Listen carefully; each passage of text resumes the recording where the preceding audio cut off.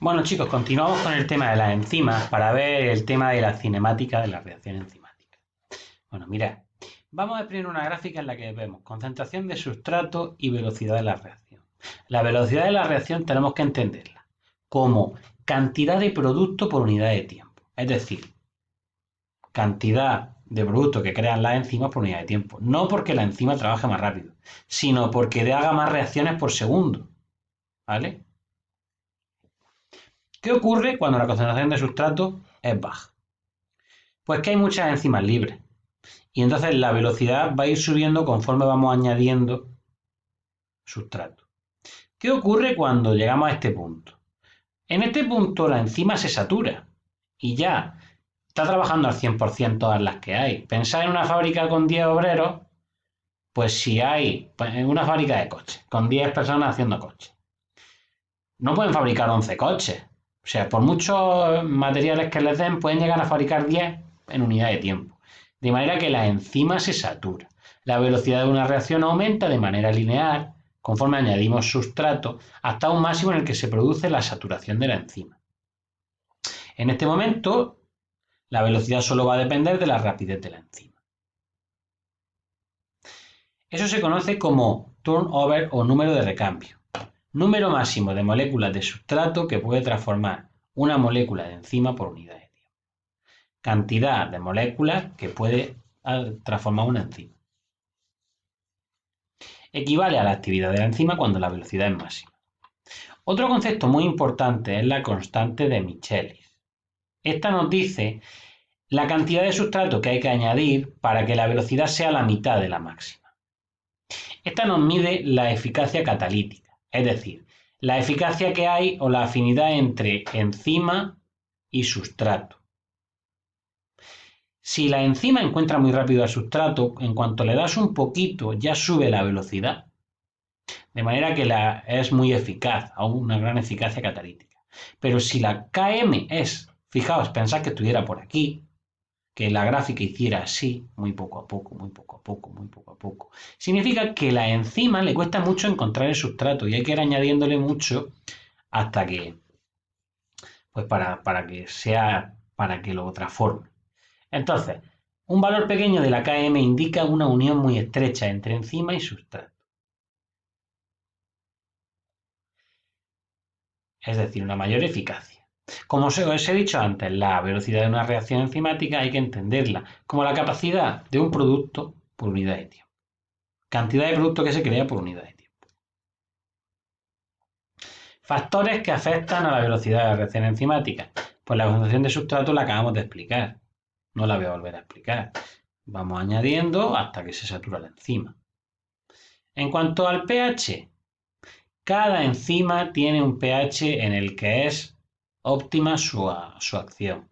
Para la pepsina estaría en torno a 1 o 2. Para la tripsina en torno a 7, 8. Por encima y por debajo la actividad enzimática disminuye. Incluso puede llegar a desnaturalizarse las enzimas, ya que son proteínas, como digo en el tema de proteínas. ¿Qué ocurre? Bueno, como he dicho, el pH óptimo lo tenéis aquí. Cambios de pH, pues alteran la estructura terciaria y secundaria y cuaternaria, y por ello la actividad de la enzima la desnaturaliza. La temperatura ocurre lo siguiente.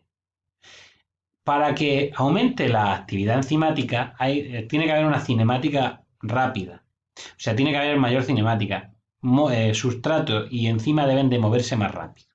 A menor temperatura se mueven más lentos, de manera que la actividad enzimática va a subir conforme aumenta la temperatura, hasta un límite en el que es óptimo, y a partir del cual, si seguimos añadiendo, lo que va a ocurrir es que se desnaturaliza la enzima, se provocan cambios en la estructura terciaria y cuaternaria y se altera la actividad de la enzima. Tenemos un concepto que son el de enzimas proteolíticas. Una enzima proteolítica es la enzima que rompe otra enzima. Una enzima que degrada a otra enzima. Por lo tanto, pensad en un problema posible. Si una enzima produce un líquido, mira, una enzima produce un sabor dulce en el agua. Me la estoy inventando. Al añadir otra enzima, el sabor dulce desaparece. ¿Por qué? Pues porque la enzima proteolítica ha degradado a la otra enzima y ya no se está produciendo la reacción para que el agua tenga sabor. Como ese hay diferentes problemas. Mirad, las enzimas son normalmente proteínas, pero hay algunas enzimas que además de la proteína tienen otra pequeña parte que no es proteica. Estas se denominan enzimas conjugadas o holoenzimas.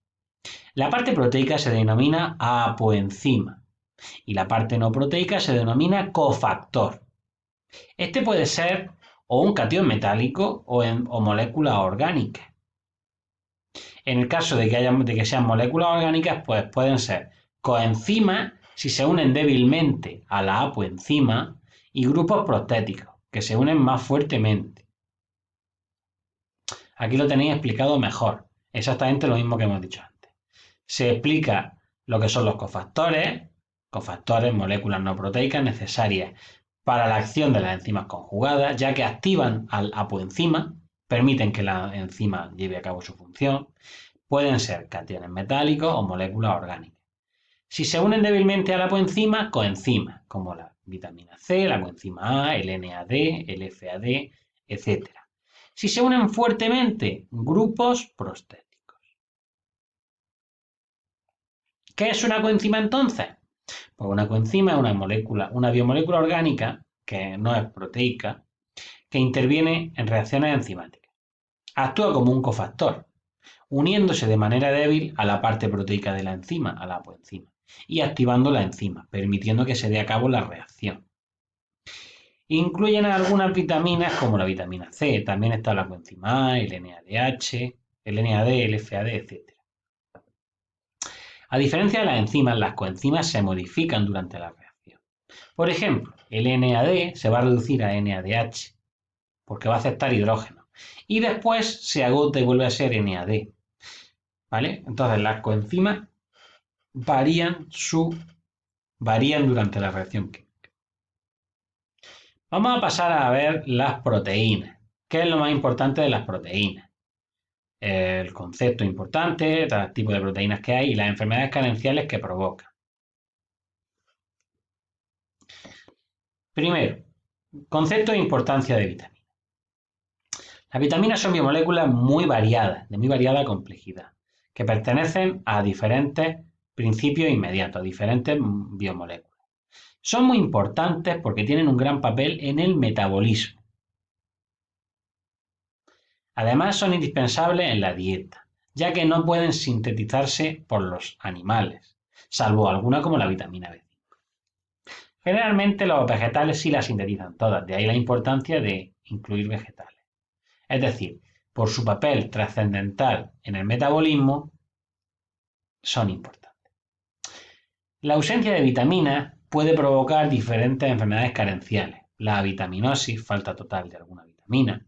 La hipovitaminosis, que es la presencia insuficiente de alguna vitamina.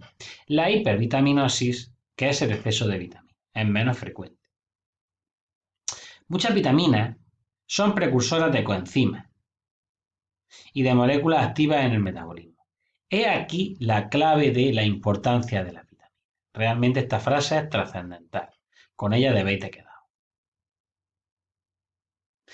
¿De qué manera se clasifican? Pues las que se disuelven en el agua y las que no se disuelven en el agua. Las moléculas hidrosolubles se disuelven en el agua y actúan como coenzimas y precursoras de coenzimas. A este grupo pertenecen las del complejo B y la vitamina C. Luego las liposolubles realmente son lípidos. Son insolubles en agua y solubles en disolventes no polares, como el benceno. Son lípidos insaponificables. Lípidos insaponificables que vimos en el tema de lípidos. Generalmente no son cofactores o precursores de estos. Estos realmente no actúan como coenzimas. Tienen otras funciones. Tendríamos la vitamina A, D, E y K, las más importantes. Ahora vamos a ver las enfermedades carenciales de algunas de ellas, que es otra posible pregunta. Que os digan los síntomas de una enfermedad y tenéis que decir que esa está causada por la carencia de una vitamina en concreto. Por ejemplo, la vitamina C, su ausencia produce escorbuto, enfermedad